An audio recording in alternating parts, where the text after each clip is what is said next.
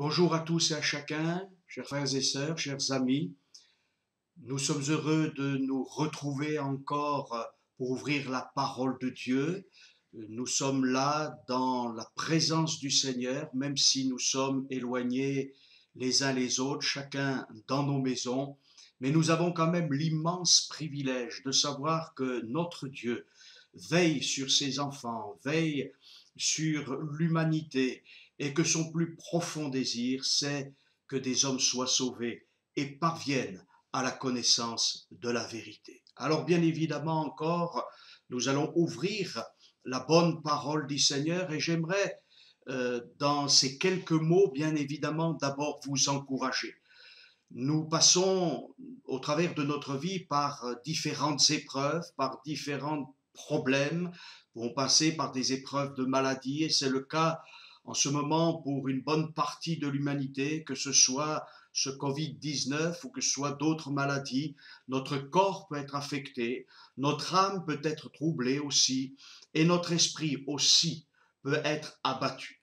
Et dans les temps faciles comme dans les temps difficiles, Jésus nous a fait des promesses. Et l'évangile, c'est quelque chose de glorieux. C'est la puissance de Dieu pour le salut de quiconque croit. Cet évangile, il est merveilleux. Et notamment, il y a des promesses de Dieu. Dans l'évangile de Jean, au chapitre 14 et au verset 1er, voici ce qui est écrit. Que votre cœur ne se trouble point.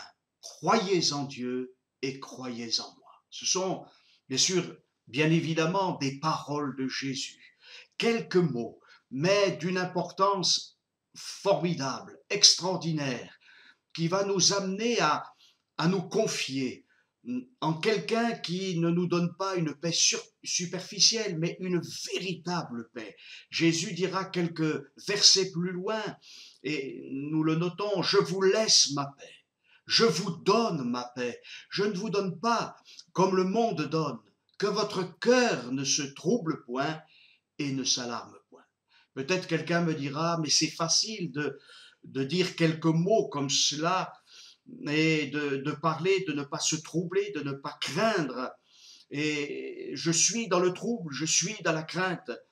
Le Seigneur connaît toutes ces émotions, tout ce qu'il peut y avoir dans notre âme, dans notre esprit, mais cette parole de Jésus, ce ne sont pas des paroles d'un philosophe, ce ne sont pas les paroles d'un psychologue, ce ne sont pas les paroles d'un homme religieux, de quelqu'un qui aurait quelques connaissances, voire quelques pouvoirs. Non, ce sont les paroles du Fils de Dieu, ce sont les paroles de l'envoyé suprême de Dieu, du Messie. Et nous savons que des millions d'hommes et de femmes ont été encouragés non seulement par ces paroles, mais les ont vécues. Et pour ma part, j'ai vécu cette paix de Dieu qui surpasse toute intelligence. Alors, cette paix, elle ne vient pas d'une manière superstitieuse ou d'une manière intellectuelle ou sentimentale. Elle vient par la foi. Se confier dans la parole de Dieu, se confier dans celui qui est le vivant et qui peut tout pour nous. C'est merveilleux. Alors, je vous encourage dès maintenant à renouveler cette confiance que vous avez dans le Seigneur si vous êtes des croyants. Et si vous ne connaissez pas le Christ, si vous ne connaissez pas Jésus comme votre sauveur personnel, eh bien, allez vers lui et dites-lui, Seigneur, j'ai besoin de cette paix. Cette paix n'a pas été accomplie par des discours humains, mais elle a été accomplie par un sacrifice. Le sacrifice de Jésus à la croix du Calvaire. Et nous voulons nous rappeler que la victoire a été acquise par la mort de Jésus, mais aussi par sa résurrection. Jésus a accepté de rentrer dans le programme du Père. Il a accepté de rentrer dans le combat pour arrêter la puissance du péché, la puissance de l'adversaire, la puissance de la maladie et bien évidemment la puissance de la mort. Il a triomphé. Et il y a ce merveilleux texte qui nous dit « Ô mort, où est ta victoire ?» Alors, nous le savons, Christ est mort, bien plus, il est ressuscité. Alors, j'aimerais vous encourager. Oui, Jésus nous laisse sa paix. Il nous donne sa paix. Il ne donne pas comme le monde donne. La paix des hommes ne dure qu'un temps. Il y a guerre, conflit, Et il y aura encore, malheureusement, des conflits, des oppositions, des guerres commerciales, des guerres aussi militaires sans doute, et nous nous affligeons de tout cela. Le Seigneur nous a avertis de ces événements qui viennent, mais justement, il nous a donné de son esprit pour que nous ne soyons pas déstabilisés. Alors les promesses de Dieu, elles sont merveilleuses. Et nous le savons aussi dans l'évangile de Luc, au chapitre 21, il est question des pestes, il est question des troubles qui viennent sur le monde, et nous sommes dans ces temps qui s'accélèrent.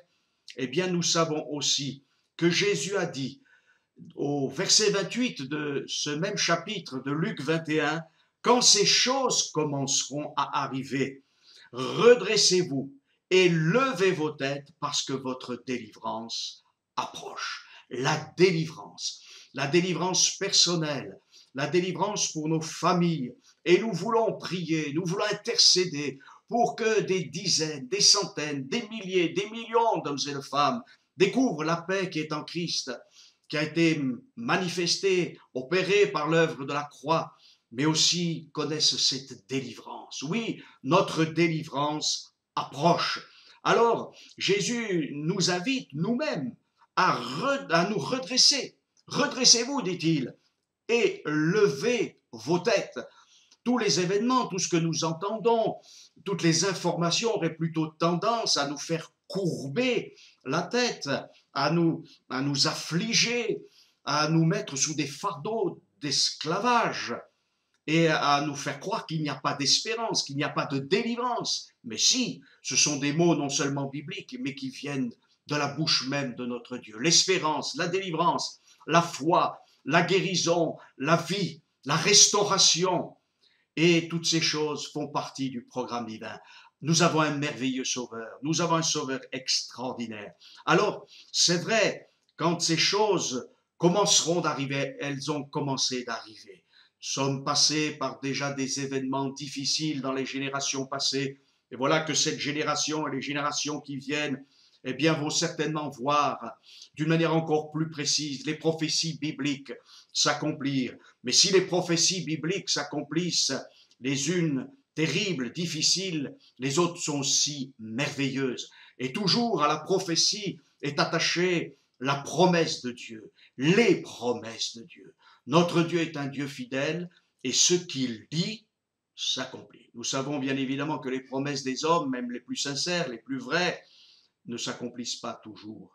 Mais Dieu n'est pas un menteur et non seulement il ne ment pas, mais il a le pouvoir d'accomplir toutes ses promesses. Alors, nous voulons aussi nous réjouir. Si la parole de Dieu est là, la Bible est là pour nous encourager, les paroles de Jésus sont là pour nous encourager, Jésus ne nous a pas laissés seuls, il nous a donné son Esprit Saint. Et vous connaissez tous très bien ce magnifique verset que nous citons souvent et qui, je crois, est vraiment d'actualité, qui concerne d'une manière imagée la personne bénie du Saint-Esprit que le Père a envoyé, la promesse du Père. Oui, le Saint-Esprit, c'est une personne qui a des vertus de nous conduire à Christ, de nous conduire dans les promesses de Dieu pour que ces promesses s'accomplissent. Et il nous est dit au psaume 110, il boit au torrent pendant la marche, c'est pourquoi il relève la tête. Notre marche est parfois difficile, plus lente, mais qu'importe, nous voulons marcher, continuer à avancer, pas après pas. Et nous savons que lorsque, eh bien, nous sommes peut-être fatigués, ce dont nous avons besoin, nous le savons tous, c'est d'être désaltérés. Nous sommes très vite fatigués si nous ne buvons pas, si nous n'avons pas ce merveilleux liquide, incolore, inodore et sans saveur, et pourtant, qui va fortifier notre corps. Mais là, il est question, bien sûr, aussi d'être fortifié mentalement, moralement, psychologiquement, mais fortifié spirituellement. Et pour boire à un torrent, il faut s'agenouiller. Ce ne sont pas nos robinets d'eau courante. Alors il faut s'abaisser, s'agenouiller. Mais l'eau fraîche du torrent, cette eau vive, cette eau pure, elle est extraordinaire. Alors le Saint-Esprit est là. Et je crois que, bien évidemment, le Seigneur va nous faire du bien. Et j'aimerais vraiment vous encourager à retourner vers les promesses divines, à réouvrir votre Bible, non pas pour simplement prendre des textes bibliques, mais pour que cette parole de Dieu vous mette en contact, nous mette en contact, les uns comme les autres, avec la personne de celui que le Père nous a donné, Jésus-Christ. Le Saint-Esprit est là pour nous conduire dans toute la vérité. Et cette vérité, elle nous affranchit du malheur, de la détresse, de l'angoisse. Oui, on peut être dans des temps d'angoisse, on peut être dans des temps de crainte, on peut avoir temporairement peur, mais nous sommes rassurés par la voix du bon berger. Alors il y a des obstacles à franchir, et bien sûr nous pouvons les franchir différemment. Mais je pense que Dieu nous invite aussi au travers des épreuves, des difficultés, des obstacles que nous franchissons. Il veut nous enseigner, il veut nous parler, il veut nous apporter quelque chose de plus. Notre société va certainement faire des bilans pour l'économie mondiale. Les grandes 7 planètes vont se rassembler pour le climat, ils vont se rassembler pour l'économie, pour toutes sortes de choses. Et ils vont essayer de faire ce qu'ils peuvent. Mais nous savons, et c'est certainement le grand drame de notre société, c'est que sans Jésus, nous ne pouvons rien faire. Et malheureusement, notre société, notre monde, qui ne renie pas la religion, qui ne renie pas la spiritualité. Oh non, il y a toujours de la spiritualité, même parmi ceux qui se disent athées, mais d'être en contact avec le Dieu créateur et rédempteur, ça, on s'y refuse. Parce que ce Dieu-là, il nous remet en question. Mais ce que les hommes ignorent, c'est que ce Dieu qui nous remet en question, il nous aime d'un amour exceptionnel. Et lorsque Dieu nous parle pour nous enseigner, pour nous, pour nous, pour nous apporter quelque chose, c'est pour nous apporter quelque chose de plus, pour que nous grandissions. L'épreuve mondiale que nous traversons ne doit pas nous réduire, nous abattre. Nous pouvons prendre simplement, excusez-moi l'expression, un parapluie ou voire un bouclier en disant il faut que l'orage passe et puis quand l'orage sera passé, eh bien, nous retournerons à nos activités. Il y a un homme dans les Saintes Écritures qui a fait une expérience formidable avec le Seigneur.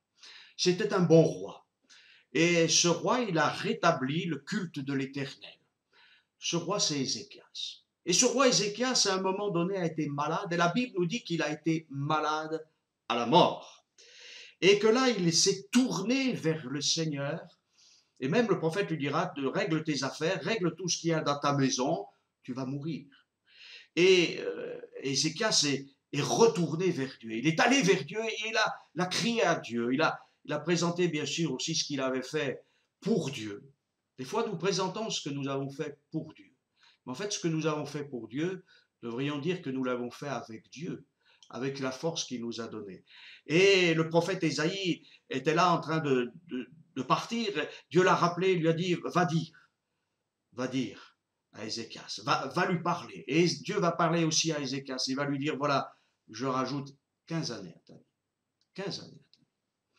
Et c'est formidable. 15 années. Il devait mourir et voilà, il sait que Dieu lui donne encore 15 années. Formidable. Il sait aussi qu'au bout de ces 15 années, il va partir. Ce n'est pas tout le monde qui sait à peu près la date de son départ. Nous ne le savons pas toujours.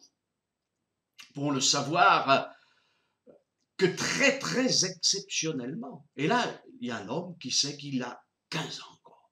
Et pendant 15 ans, eh bien, voilà, il va vivre, il va continuer à régner donc sur la Judée. Et il y a 2 choses qui vont être tristes dans l'histoire d'Ézéchias. C'est qu'un jour, une ambassade babylonienne va venir. Et au lieu de parler du Dieu vivant et vrai, au lieu de parler de ce Dieu qu'il avait guéri, de ce Dieu qu'il avait porté sur le trône pour faire du bien à Israël, pour être un modèle pour les nations. Voilà que ce roi Ézéchias va faire voir à cette ambassade toutes les richesses, toutes les constructions, tout ce qui est finalement temporaire. Et nous savons que plus tard, ce temple sera détruit, cette ville de Jérusalem sera détruite justement par la même nation qui est là en train de visiter cette Judée, par les Babyloniens. Ézéchias a manqué de sagesse. Et nous, parfois aussi, nous manquons de sagesse. Et je vais en venir à un texte des Écritures où Dieu nous invite effectivement à rentrer dans une carrière.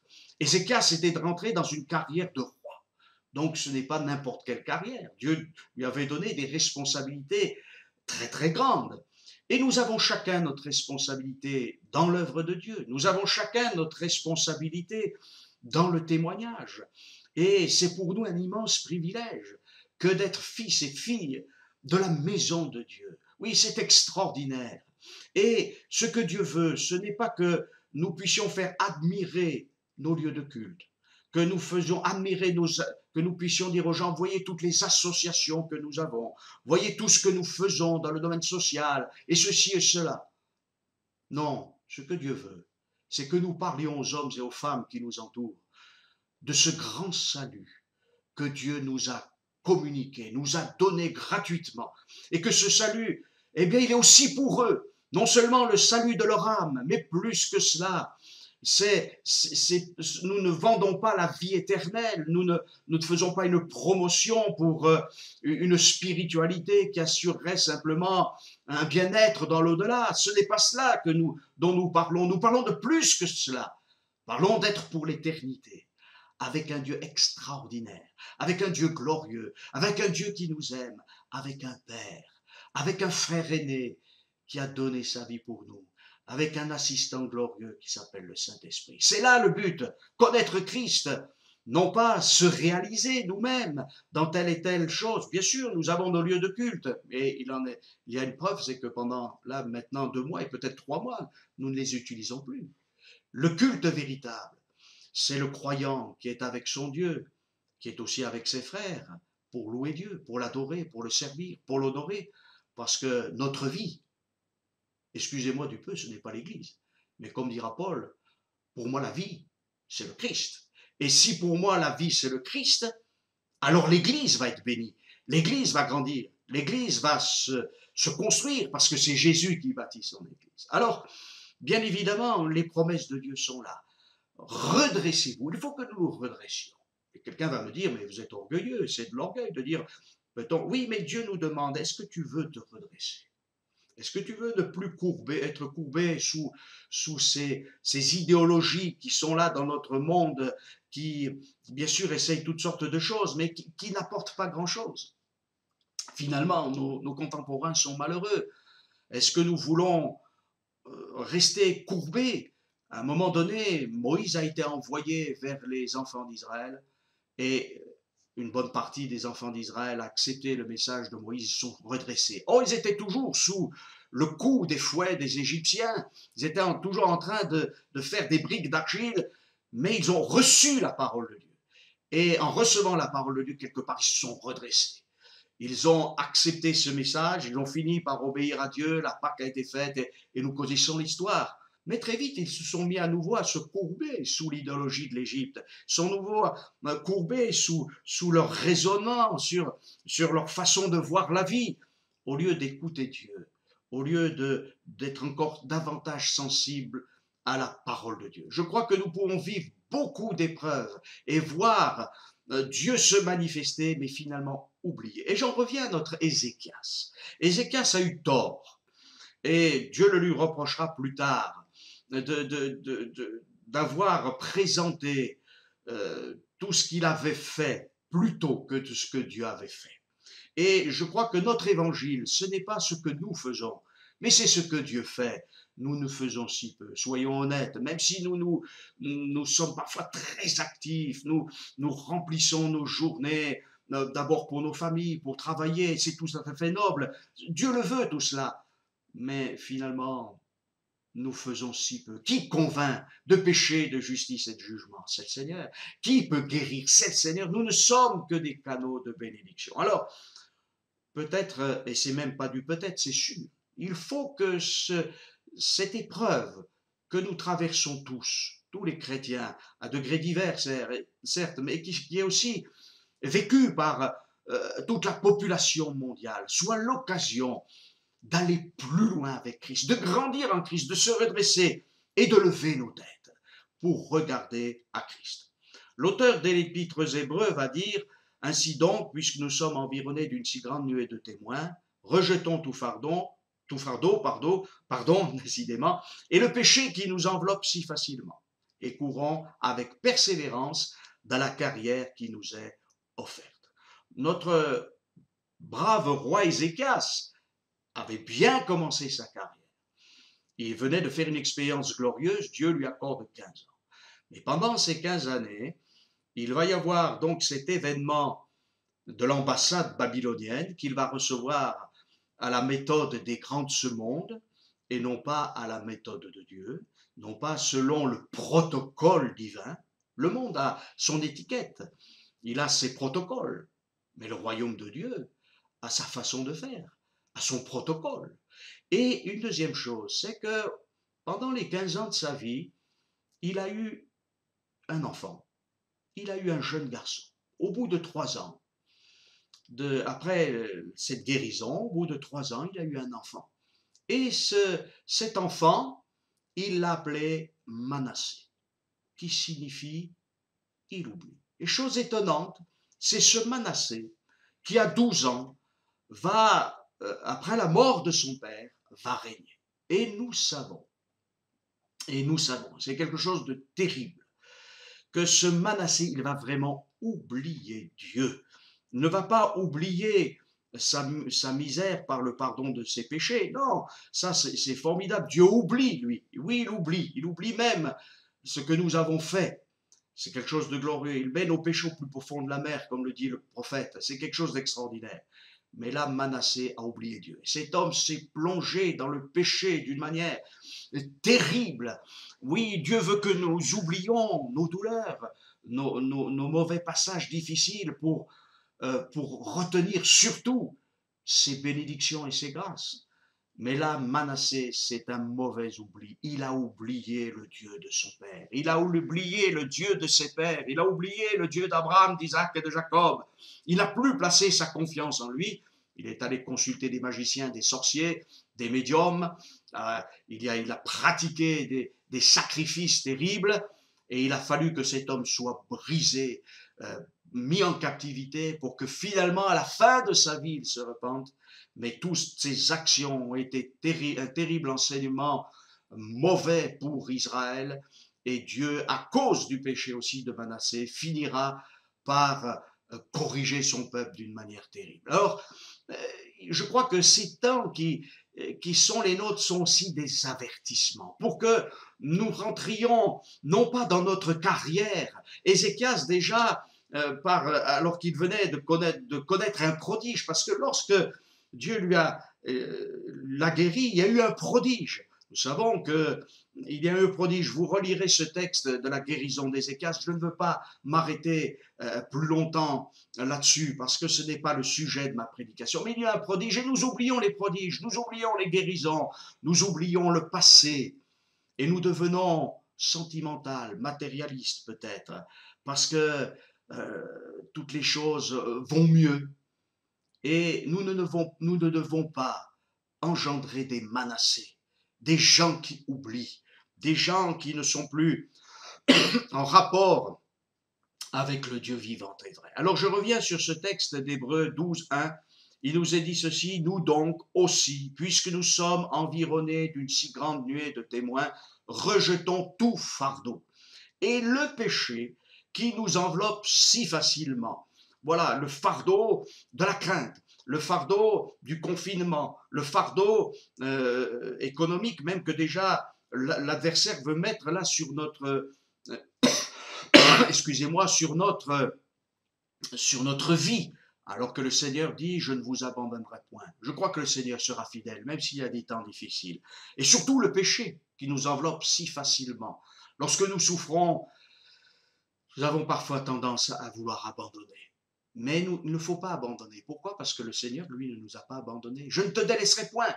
Je ne t'abandonnerai point, dit le Seigneur. Quand bien même une mère abandonnerait son enfant, moi, dit l'Éternel, je ne vous abandonnerai pas. Alors, Dieu, comme une mère affectueuse, est là pour prendre soin de ses enfants. Mais il nous est dit aussi: courons avec persévérance. La persévérance, nous en avons besoin. Le Saint-Esprit peut nous aider à persévérer. Ce n'est pas toujours facile, mais nous voulons le faire. Dans la carrière qui nous est ouverte.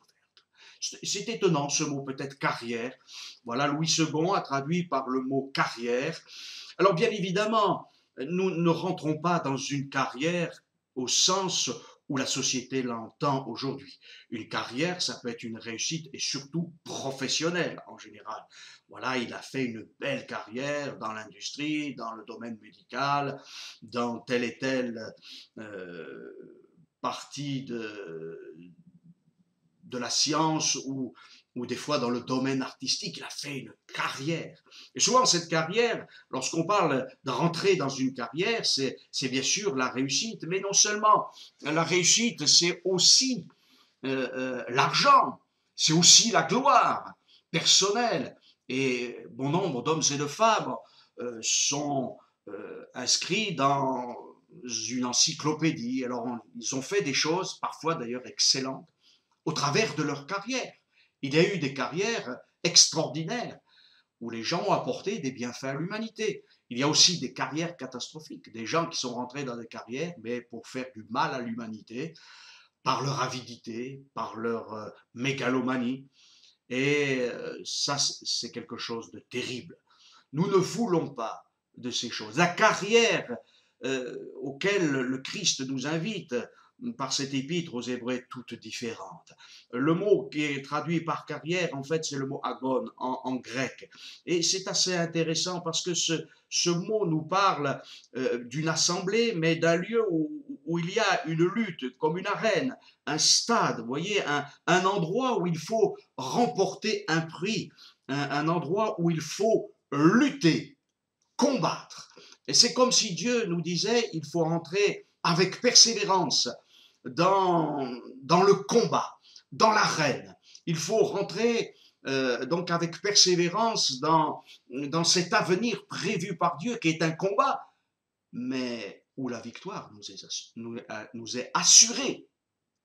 Étienne est rentré dans un combat et il a gagné le combat. Alors pourquoi j'en viens à Étienne? C'est que ce mot agon, il a donné le mot agoniser. C'est-à-dire que c'est comme un combat ultime. Et quelque part, je veux revenir sur l'exemple d'Étienne. Parce que Étienne, la Bible nous dit que c'était un homme remarquable en foi. Voilà, il parlait par le Saint-Esprit, rempli du Saint-Esprit, et personne n'arrivait à contrer ses arguments parce qu'il était rempli du Saint-Esprit, il s'appuyait sur la parole, et lorsqu'il va annoncer l'évangile à ceux qui vont bientôt le lapider, eh bien, il reprend toute l'histoire d'Israël, il connaît la parole de Dieu, et il finira par dire, vous vous opposez toujours au Saint-Esprit. Il est rentré dans l'arène, il est rentré dans sa carrière d'évangéliste, de proclamateur de la parole de Dieu, de l'évangile, et il sait qu'il risque sa vie. Mais même au risque de sa vie, il est rentré dans la carrière. Et là réellement, il est rentré et il va agoniser. Et voilà, il va mourir même pour la cause de Christ. Bien sûr, nous ne mourrons pas tous en martyrs. Des millions de croyants ne sont pas forcément morts en martyrs. Mais ce qui est important, c'est de rentrer dans la carrière et de se dire, Seigneur, il va y avoir des combats, mais il va y avoir aussi la couronne. Paul dira, j'ai combattu le bon combat, j'ai achevé la course. Désormais, la couronne de justice m'est réservée, mais pas qu'à moi, à tous ceux qui auront désiré son avènement. L'avènement de Christ, ce n'est pas simplement la venue de Christ pour nous délivrer, mais c'est une étape encore plus grande pour que le règne de Christ vienne. Je crois que nous ne devons pas simplement voir la délivrance comme quelque chose de personnel, d'égoïste. Ah, nous serons pour toujours avec le Seigneur, ce sera fini. Non, si nous regardons la délivrance que le Seigneur veut accorder à ses enfants, c'est que le royaume de Dieu est en marche et que le royaume des hommes est en train de s'effriter. Le royaume du diable est en train de s'effondrer et c'est une bonne chose. Nous voulons que les hommes soient sauvés, mais nous voulons que le royaume de l'adversaire soit abattu. Et quand le Seigneur délivre, c'est un progrès pour son royaume. Quand le Seigneur guérit, c'est un progrès pour son royaume. Alors le royaume de Dieu, Il va de l'avant. Jésus bâtit son Église et nous voulons rentrer dans la carrière. Et je crois que les uns comme les autres, Dieu nous a confié des choses personnelles. Nous avons peut-être une activité dans l'Église. Je n'aime peut-être pas trop ce mot. Je préfère le mot œuvre parce que il fait plus référence à une dépendance vis-à-vis de notre Seigneur Jésus-Christ. Mais qu'importe, une activité ou œuvre, nous désirons faire quelque chose pour le Seigneur. Peut-être que Dieu nous a confié quelque chose de spécifique, mais il y a des choses qui nous concernent tous. La prière nous concerne tous. Le témoignage nous concerne tous. L'assiduité aux réunions nous concerne tous. Le respect de la parole de Dieu, l'écoute de la parole de Dieu nous concerne tous. Et je crois qu'il faut que ce tronc commun qui concerne tous les croyants soit fortifié dans l'avenir. Parfois, nous avons été chacun dans nos activités et nous avons dit, moi je suis dans mon coin, toi tu es dans ton coin. Oui, dans la semaine, quand nous sommes séparés les uns des autres, mais même quand nous sommes séparés les uns des autres, nous ne sommes pas toujours dans notre coin, nous devons être ensemble. Et le Seigneur nous interpelle. Nous n'avons pas pu être ensemble ces derniers temps. Eh bien, peut-être parce que le Seigneur veut que nous soyons non seulement dans le même lieu, mais ensemble. Et mes frères et sœurs, je vous interpelle. Je crois qu'il faut que le Seigneur nous interpelle les uns les autres. Est-ce que nous sommes toujours ensemble? Il y a parfois des discordes, il y a parfois des mésententes qui n'ont pas place dans la maison de Dieu. Et je crois que si nous voulons la véritable communion fraternelle, il ne faut pas que nous soyons des carriéristes à la manière du monde, mais des hommes de combat, des hommes unis, même si nos positions dans l'armée spirituelle est différente. Mais nous avons un général en chef qui nous conduit. Et il nous conduit. Il nous a précédés dans la carrière. Il nous a précédés dans le combat. Et il a agonisé. À Gethsémane, c'est une agonie. C'est un combat terrible. Et puis bien sûr, il y a Golgotha. Il y a cette mort de Jésus sur la croix, souffrance physique, souffrance de tous ordres, et puis il va être là séparé du Père. Mais 3 jours plus tard, c'est la grande victoire. Et c'est cela aussi pour les croyants. Est-ce que nous sommes prêts à mettre de côté tout ce qui fait notre petite sensiblerie? Est-ce que nous sommes prêts à mettre tout ça de côté? Et que nous puissions, et nous le souhaitons le plus tôt possible, bien sûr, être rassemblés et louer le Seigneur ensemble, adorer ensemble, prier ensemble, intercéder ensemble, mais aussi, mes frères et sœurs, nous remettre en question d'une manière vraiment sérieuse et profonde vis-à-vis de nos activités. Il ne faut pas que nos activités, nous les voyons comme Ézéchias, parce qu'elles vont engendrer des Manassés, elles vont engendrer une génération d'hommes et de femmes qui finalement finiront par oublier Dieu. L'Église, ce n'est pas un lieu culturel, c'est un endroit où le Saint-Esprit veut agir. C'est un endroit où Dieu veut présider. Mon président, celui qui doit présider, c'est Jésus. C'est lui mon président, c'est lui mon divin berger, c'est lui mon pasteur. Et je crois que c'est aussi votre président, votre pasteur. En tant que pasteur, je me sens très limité dans les temps que nous vivons, d'une manière ou d'une autre. Et mes frères et sœurs, surtout, nous les petits bergers, faisons ce que nous pouvons. Mais le but du petit berger, c'est de mener tous les gens vers le grand berger, parce que c'est lui qui peut tout. Alors bien sûr, nous devons aussi nous honorer et nous respecter les uns les autres, comme dit l'Écriture, mais j'aimerais réinsister sur ce fait que, eh bien, notre Dieu nous invite vraiment à reconsidérer notre façon de travailler, notre mentalité peut-être, en disant, mais j'ai beaucoup travaillé dans cette activité, mais comme le dit le prophète, vous semez beaucoup, mais vous ne récoltez pas beaucoup, vous avez fait ceci, cela, alors nous avons de la difficulté à nous remettre en question. Et je crois qu'il faut que les pasteurs se remettent en question. Je crois qu'il faut que les anciens se remettent en question. Je crois qu'il faut que les diacres se remettent en question. Je crois qu'il faut que ceux qui s'occupent des enfants se remettent en question. Il faut que ceux qui s'occupent de la jeunesse se remettent en question. Il faut que ceux qui font telle ou telle activité matérielle se remettent en question. Pourquoi? Non pas parce que, en disant tout ce que nous avons fait jusqu'à ce jour n'a rien servi, n'a servi de rien, pas du tout. Mais Dieu veut mieux, Dieu veut plus. Et surtout, il veut prendre la première place. Nous ne venons pas simplement à l'église pour nous faire du bien, mais nous venons pour honorer la personne de notre Dieu. Vous savez, un jour, Dieu dira, je suis là de vos fêtes solennelles.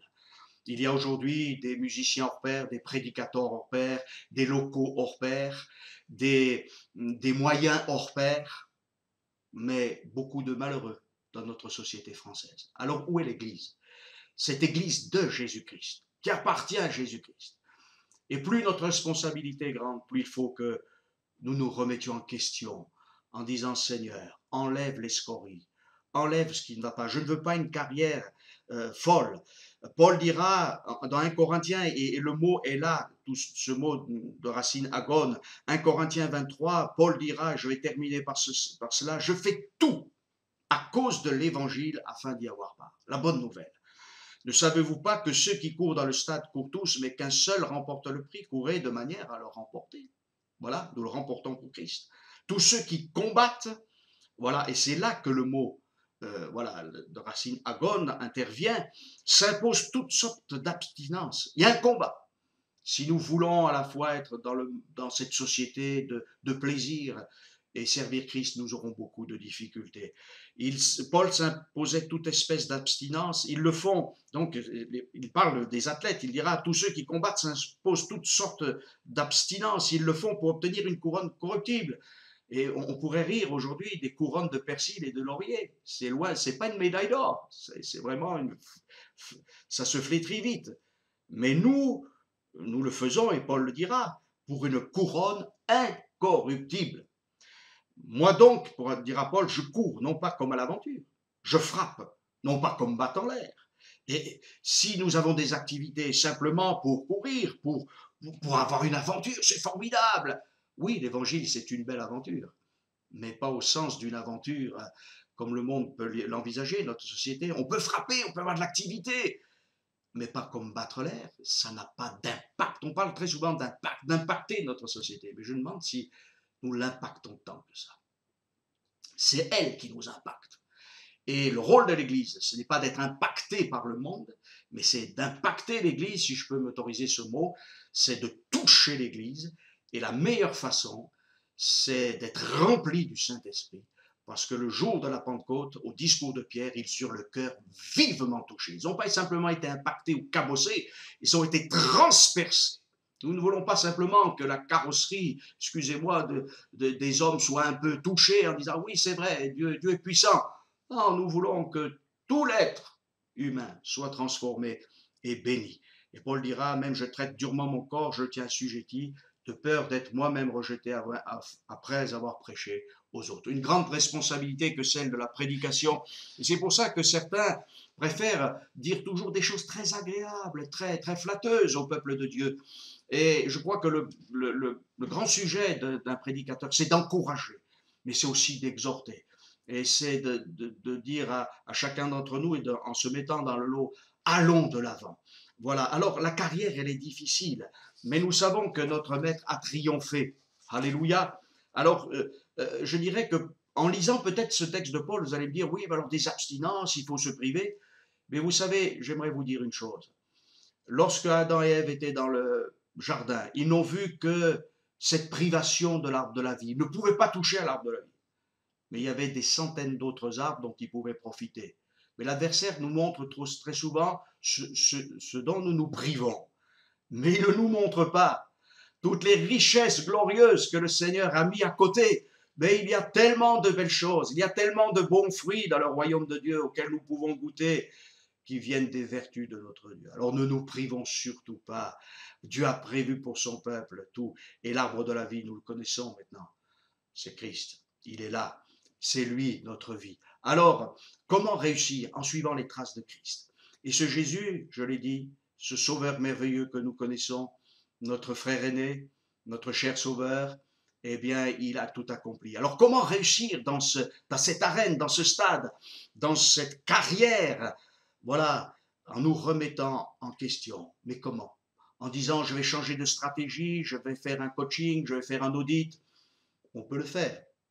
Mais le meilleur des coachs, c'est Jésus-Christ. Le meilleur audit, c'est auprès de Christ. Alors, la Bible nous dit, ayant les regards fixés sur Jésus.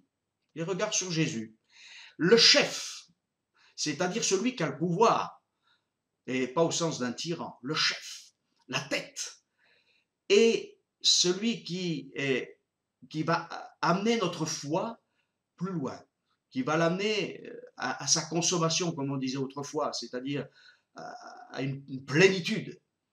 Et la Bible nous dit que ce Jésus, en vue de la joie qui lui était réservée, a souffert la croix, méprisé l'ignominie, et ensuite il s'est assis à la droite de Dieu.